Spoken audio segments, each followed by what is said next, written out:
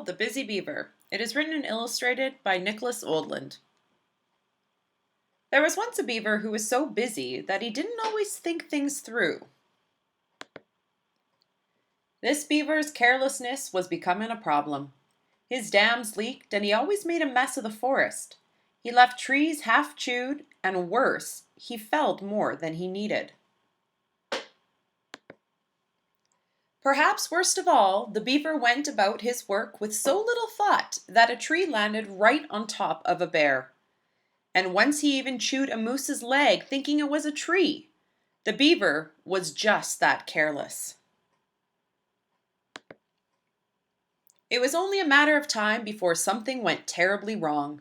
Sure enough, one day the beaver was so busy chewing on a tree that he failed to notice it was falling in his direction.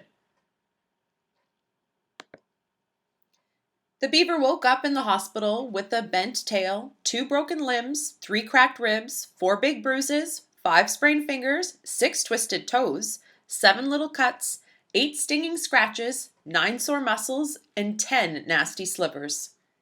He had spent his entire life chewing, swimming, and building. He had never sat still for a second. Now he could barely even scratch his nose. At first, all the beaver could do was stare at the ceiling. But little by little, he began to heal. With lots of rest, he regained his strength. And before too long, he was trying out a pair of crutches. Eventually, the beaver was able to hobble over to the window.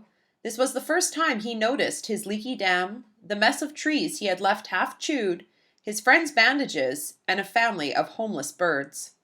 He realized he had a lot of work to do. The next day, the beaver embarked on a rigorous rehabilitation program. He got back on his feet, did lots of yoga, and lifted weights. While he was at it, the beaver caught up on some important reading and practiced saying, "I'm sorry." Soon enough, he was ready to go home. Run for your lives! The beaver's friends were a little worried about his return to the forest, but despite their concerns, the beaver went straight to work. Hi, guys! Before the beaver started his first project, he did a full tree inspection, checked to see if there were any animals in harm's way, and carried a frightened caterpillar to safety. Then the beaver went ahead and built the family of homeless birds a new nest. Next, the beaver apologized to his friends for being careless and causing so much damage. Sorry, guys. To show that he meant it, he made the bear a vase for his den. Thank you. And he built a canoe for the moose. Apology accepted. The beaver's final task was to clean up the mess he had made in the forest.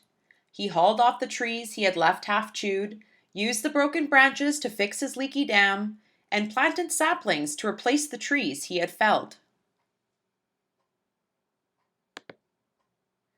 With the forest back in order, everyone was happier, including the beaver. His work done, the beaver got to thinking about what he might do next. He came up with lots of ideas as he got ready for bed that night. Maybe he would take a course on dam building, or start a band and go on tour, or take more naps. The beaver liked this idea best. Being busy doing good work was exhausting. With a yawn, the beaver laid his head down on a soft bed of leaves and fell right to sleep. All that was left for the beaver to do was dream.